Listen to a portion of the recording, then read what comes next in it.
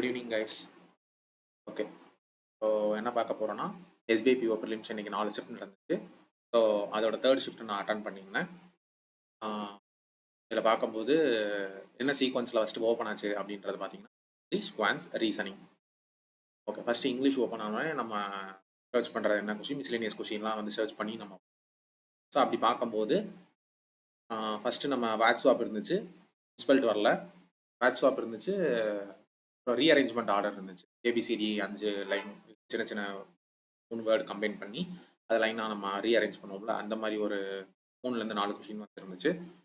அடுத்து நம்ம பார்க்கும்போது அடுத்து பேராஜம்பிள் ஒரு 5 கொஷின்.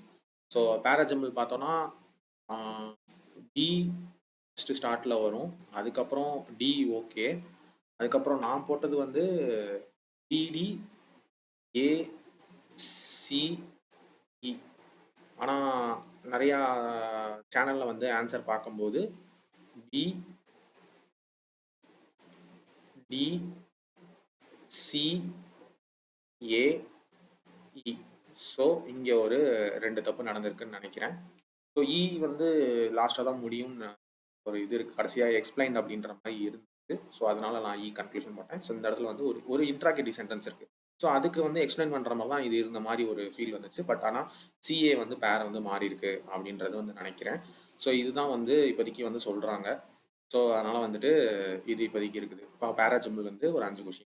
அடுத்து வந்து க்ளோஸ் டெஸ்ட் நம்ம பார்ப்போம். எப்பயுமே ஒரு மார்க்கில் அப்படி இருந்துச்சுன்னா ஒரு கிராமர் வச்சு போடலாம், அப்படி இல்லைன்னா வந்து ஒரு வெக்காபுலரி வச்சு போடலாம். இது வந்து டோட்டலாக டிஃப்ரெண்ட்டாக வந்து இருந்துச்சு. கிராமட்டிக்கலாக போடுற மாதிரியே இருந்துச்சு, ரீடிங் வச்சு போடுற மாதிரி. ஆனால் வந்து ஃப்ரேஸ் வச்சு போடுற மாதிரி வந்து இருந்துச்சு. ரீடிங் தெரிஞ்சாதான், ரீடிங் நல்லா இருந்துச்சுன்னா அது வந்து எல்லாமே டூபிளாக இருக்கும். 6 கொஷின் க்ளோஸ் டெஸ்ட்டில் ஒரு 6 கொஷின். ஸோ ரீசனிங் ஆர்சியில் வந்து ஒரு 9 கொஷின் வந்துருந்துச்சு. சினானிம்ஸ் ஆண்டனிம்ஸ்லாம் எல்லாமே இருந்துச்சு. எஃப்ஐஆர்எம் அது ஒன்று,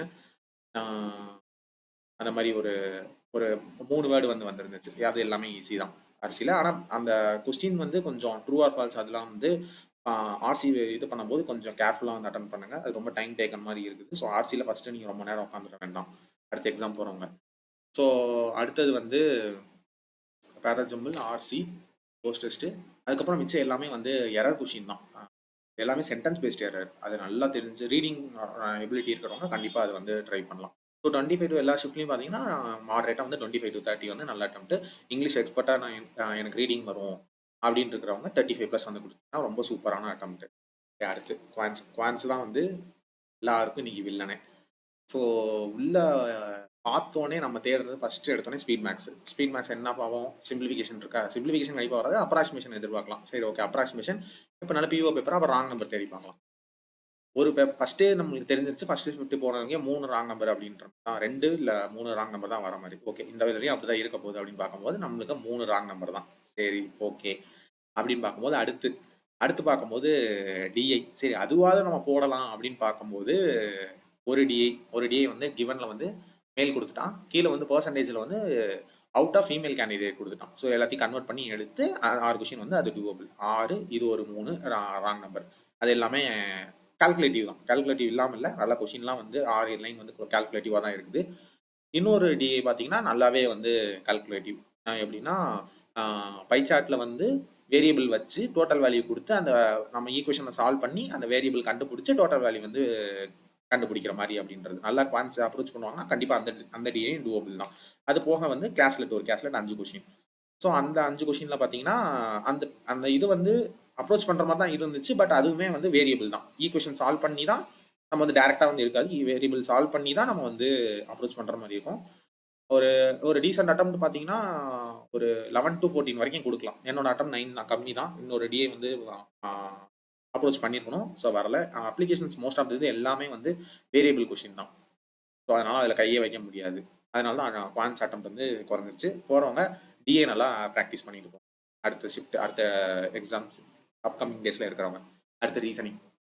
ஓகே, ரீசனிங்லேயும் அப்படி தான் நம்ம நினச்சிட்டு போவோம். என்ன பேட்டர்ன், எப்படியாச்சும் ஒரு மினிமம் 8 கொஷினாவது வந்து ஸ்கோர் போஸ்டரில் வந்து வந்துடும் அப்படின்னு தான் நினச்சிட்டு போயிருப்போம். சிலாதிசம், இன்இக்வாலிட்டி, பிளட் ரிலேஷன் வந்து ஒரு ஷிஃப்ட்டில் அந்த ஃபர்ஸ்ட் எப்படின்னா நம்ம என்ன நினச்சிருப்போம், ஒரு 8 to 9 கொஷின். 3 கொஷின்ஸ் அப்படின்னு தான் நினச்சிட்டு போயிருப்போம். ஒரு பேர் வந்துடும். 10 கொஷின் வந்து ஸ்கோர் பூஸ்டராக இருக்கும். 4 பசில் வந்து அப்படி கேட்பான் அப்படின்றது. ஆனால் அங்கே போனதுக்கு அப்புறம் தான் அது ஒன்று சரியான ட்விஸ்ட்டு. 5 பசில். ஸோ 5 × 5 25 கொஷின்ஸ் வந்து பசில்லே முடிஞ்சிருச்சு. பசில் சீட்டிங்லேயே முடிஞ்சிருச்சு. அடுத்து வந்து 5 இதில் வந்து ஒரு ஆட் ஆன் அவுட்டு 3 லெட்டர் வந்து வெவ்வேறு மாதிரி இருக்கும்ல, அது கண்டுபிடிக்கிறது ஆட் ஆன் அவுட்டு. ஒரு பேரு 3 பிளட் ரிலேஷன். 3 கொஷின் வந்து பிளட் ரிலேஷன். ஸோ இன்னொரு ஷிஃப்ட்ல வந்து 3 கொஷின் வந்து சிலாஜிசம் கேட்டிருக்காங்க. ஸோ இதுதான் வந்து பேட்டர்ன். அடுத்த ஷிஃப்ட் போகிறவங்க பசில்ஸ் வந்து பசில் சீட்டிங் வந்து நல்லா வந்து அப்ரோச் கொண்டு போகணும். ஒரே ஒரு பசில் மட்டும் தான் சிங்கிள் வேரியபிள். சர்க்குலர் அரேஞ்ச்மெண்ட்டில் 3 இன்னு 5 அவுட்டு. ஸோ மற்றது எல்லாமே வந்து டபுள் வேரியபிள் தான்.